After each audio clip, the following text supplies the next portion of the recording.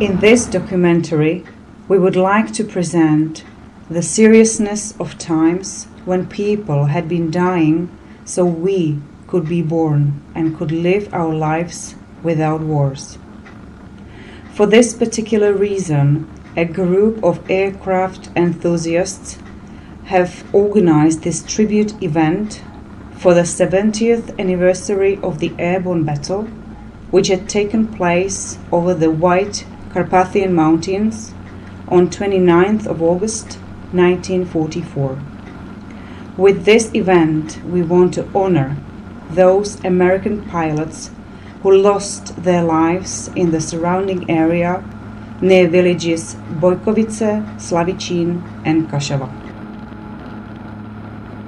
In the movie, we have tried to simulate the very last flight track of bomber B17G 359 flown by Captain Bullock, who together with left side gunman Larata and rear shooter Nelson hadn't survived the mission.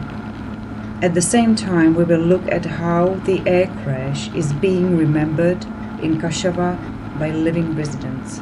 I was 6 years old in 1944. We lived at house number 247 on Želechovská Street under Lisa Hill. When this big smoking aircraft, all in fire, appeared, reportedly it was a bomber, my father, 26 years old then, told me, "Look at the smoke coming out of that aircraft. It must be going down and will fall down somewhere near Hvozdná village." We jumped on our bicycles to have a look over there. I remember that we could not cycle up the steep hill in Hvozdná, so we had to push our bikes. Then we went down the hill to Ostrata. Still we couldn't see anything. When only near Kašava we could see something, but there already were a lot of people gathered. I think there were German soldiers as well. Despite all that, my father managed to get about 2 little pieces of the aircraft ruins, but nothing else.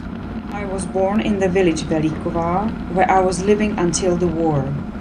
When the aircraft was going down, I was outside the village and therefore closer to the place of the hit.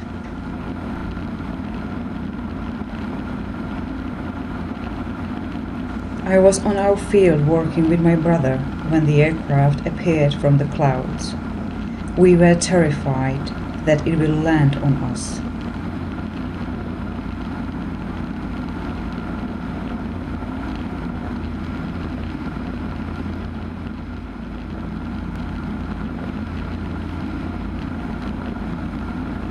Which direction the aircraft appeared from? From Ostrata direction.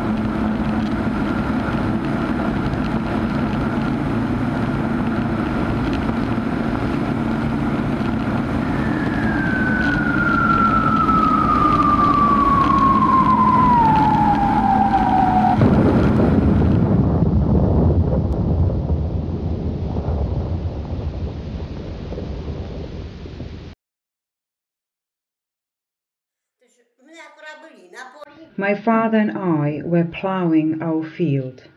Where? On Sobolice. As the aircraft was flying, It seemed as if it was flying straight towards us. It was very low. We were scared, but it flew over us. 3 pilots fell out of the aircraft onto that place nearby with the pear trees. The pilots were engulfed in flames. The aircraft continued flying lower and lower. It hit the chimney of Jurashek house, and at the end of the village where the monument is, and also the hilled meadow, one of the engines detached. The second engine fell down Nakorabie.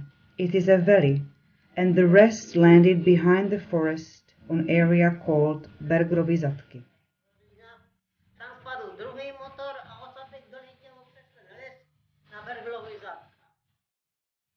I was 10 years old then, and I lived in a village called Lukoveček. What drew my attention on that day was that the aircraft fleets were overflying our area. We couldn't see them, obviously. They were flying from the south towards the north, heading for Moravian Silesian County. We kept looking in that direction. As I said, we couldn't see them, when suddenly this rotating aircraft appeared from the clouds. It was falling down from the sky in spiral motion. It had only one wing. Immediately afterwards, the separated wing appeared, falling down next to the aircraft. We were already hidden in the cellar when we could see the aircraft fleet flying over, when suddenly 2 or 3 of them separated from the crowd. We couldn't see exactly, as it was quite high up. All of a sudden, it seemed as if you blew a strong wind into a fireplace or among papers. Everything was flying in all directions. Therefore we knew that something very heavy is traveling through the air, and it was the engine. It landed close behind the village Kashava, behind Jurashek house. It gouged out the grounds. The bombs fell on Zadka area. None of them blew up, but the whole area looked like a plowed field. The Germans were exterminating it afterwards into the dips, where they were exploding them. It was really terrible. Afterwards, when they were exploding the bombs, together with the ammunition in our forest, I had my baby boy on the table where I wanted to change his nappy. When they blew all of them, they had a lot of them there, you know.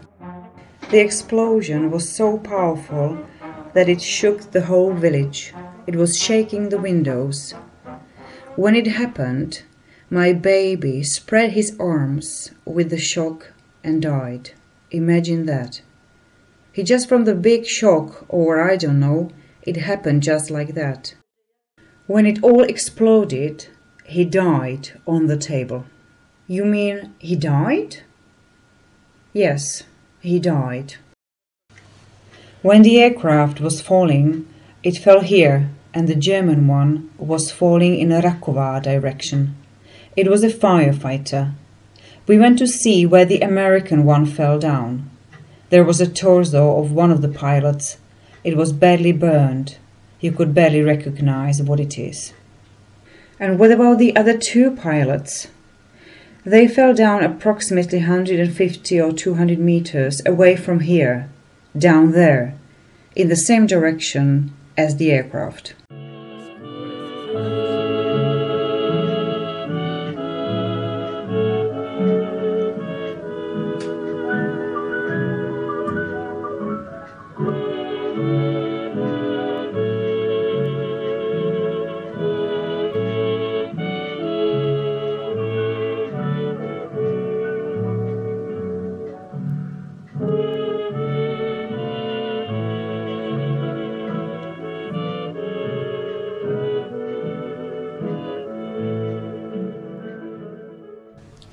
We are now standing above Karolinka area. It is a boundary between Karlovice and Karolinka, above Pluskovec valley. Apparently, the second pilot, Jackson, was found here, in this barn. The barn looked originally like this sheep shed. The barn was lower. One day, the owner of the house, with his daughter, went to tidy the barn up. They were also throwing hay up under the roof. The owner asked his daughter to climb the ladder to clean hay away. When she did so, she bumped into that pilot. He was hidden there. He had about 3 heads of cabbage there with him, half eaten. She got frightened and jumped down. They found out later on that it is a pilot from the crashed aircraft who managed to walk a huge journey over the mountains. The owner's wife was cooking soups for him in order to pick him up. He had a bad stomach when he was found. After some time, when he recovered, my uncle took him through the woods to Slovakia, where the revolt was already forming. As people were saying afterwards, he supposedly was the navigator from the crashed aircraft. Our family lived on the grazing lands called Kuželek.